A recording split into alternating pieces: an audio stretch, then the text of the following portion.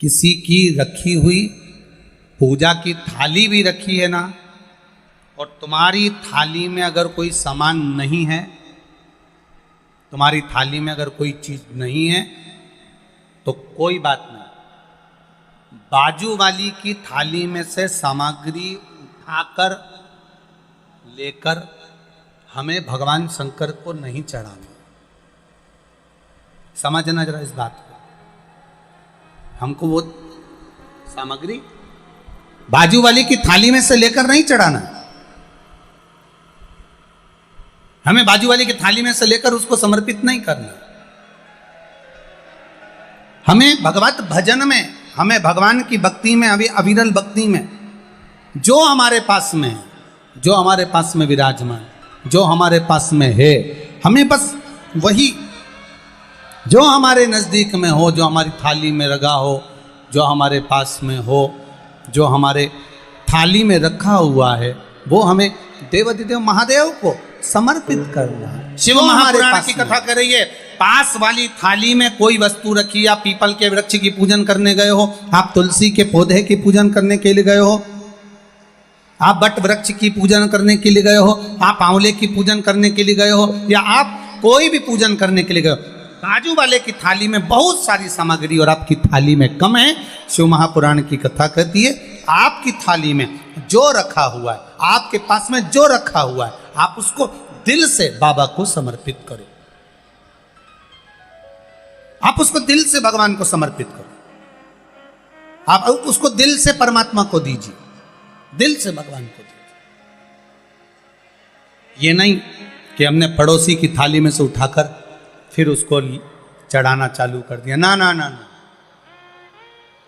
शिव महापुराण की कथा यहां तक कहती है कि बेलपत्री भी दूसरे की थाली में रखी है, बेलपत्री भी अगर दूसरे की थाली में रखी हुई है, शिव महापुराण की कथा यहां कर रही है, बेलपत्री दूसरे की थाली में रखी हुई है, दूसरे की थाली, और आपकी थाली में नहीं है, तो आप उसकी थाली में से ना लेकर महादेव पर अगर कोई बेलपत्री चढ़ी हुई है, उस बेलपत्री को महादेव से मांग कर लीजिए, धोइए और वापिस महादेव को चढ़ा दीजिए। वो बेलपत्र शंकर जी को शिव से लेकर चढ़ा दो, पर दूसरे की थाली में से उठाकर नहीं,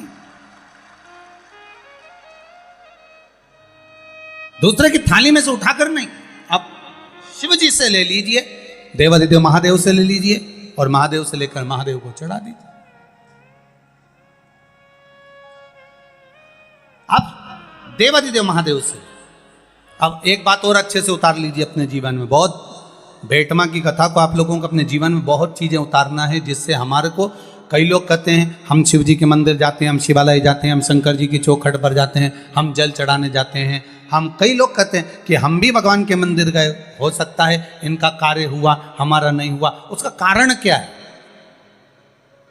आपने भी पशुपति व्रत करे, पड़ोसन ने भी पशुपति व्रत करे, उसका कार्य हुआ और आपका नहीं हुआ, उसका कारण क्या है? मतलब कहीं ना कहीं हमारा विश्वास शिव जी के प्रति जागृत नहीं हो पाया, अटल नहीं हो पाया, दृढ़ नहीं हो पाया। और वो विश्वास अगर दृढ़ नहीं हो पाया तो भगवान मिले कैसे? शिव महापुराण की कथा कर रही है, मंदिर जा रहे हो, देवालय जा रहे हो, तीर्थ जा रहे हो, तुम्हारी जेब में अगर अठन्नी भी नहीं है, 1 रुपया भी नहीं है, पड़ोसन से मांग कर 1 रुपया मत चढ़ाना।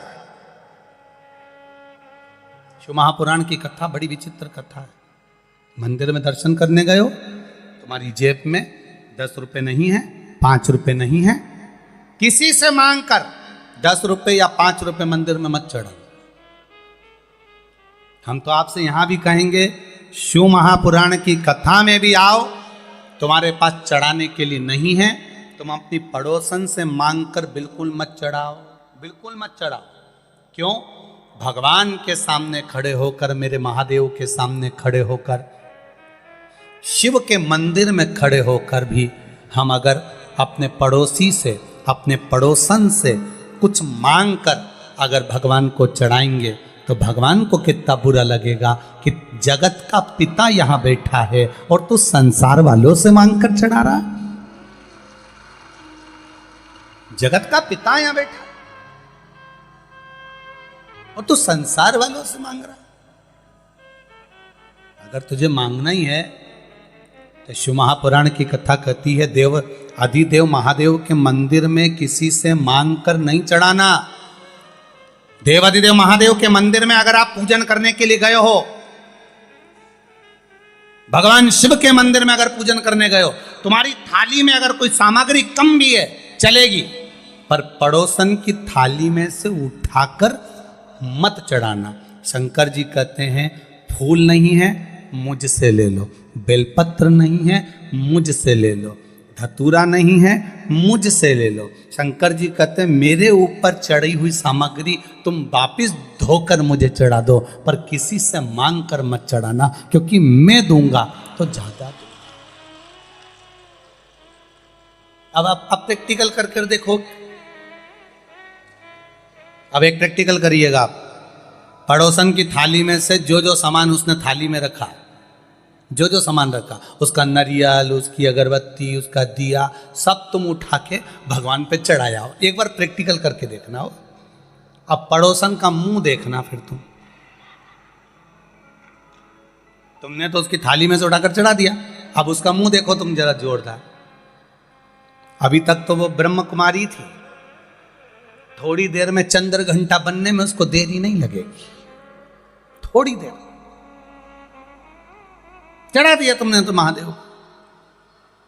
अब पड़ोसन को ये लगना चाहिए कि मैंने नहीं चढ़ाया तो इसने चढ़ा दिया, उसमें क्या दिक्कत है, पर नहीं, उसका मुंह फूल गया। मेरी थाली, मेरा सामान, मेरी पूजन की सामग्री इसने कैसे चढ़ा दी, इसने कैसे दे दिया, बुरा लग जाए। पर अब शिव जी के पास में बेलपत्र चढ़ी है, शंकर जी के पास में बेलपत्र चढ़ी है, शंकर जी के पास में धतूरा चढ़ा है। शिव जी से बेलपत्र मांगा तुमने, शंकर जी से बेलपत्र लिया तुमने, और वही बेलपत्र देवाधिदेव महादेव का लेकर तुमने शंकर जी को चढ़ा दिया। शंकर जी को बुरा नहीं लगा, शंकर जी प्रसन्न हुए हैं। क्यों? शंकर जी ये जानते हैं बहू सास से कुछ मांगे तो अच्छी लगती है, बहू पड़ोसन से कुछ मांगे तो अच्छी लगती है क्या? अरे बोलो तो रही बेटमा की जीजिए। तुम्हारे घर की बहू, तुम्हारे घर की बहू, तुम्हारे यहाँ कोई मिलने आए अड़ोसन पड़ोसन, उससे कह दे मम्मी तुम, काकी जी हमको ला दोगी क्या, काकी जी हमारे यहाँ तुम अचार ला दोगी क्या, काकी जी तुम ये सामान ला दोगी क्या, तो सास को बुरा नहीं लगेगा? सास का नाम लिया तो लाइट भी आई गई।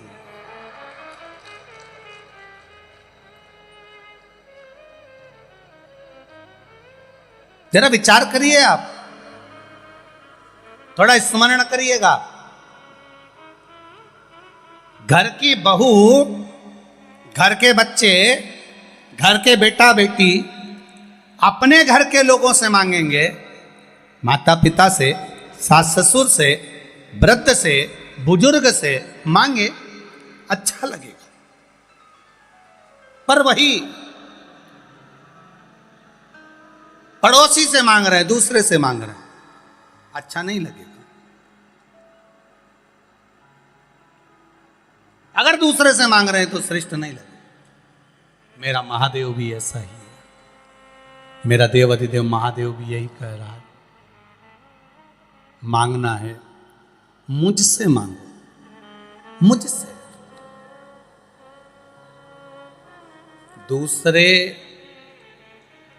देंगे तो तेरा पेट नहीं भराएगा, दूसरा अगर देगा तो तेरा पेट नहीं भराएगा।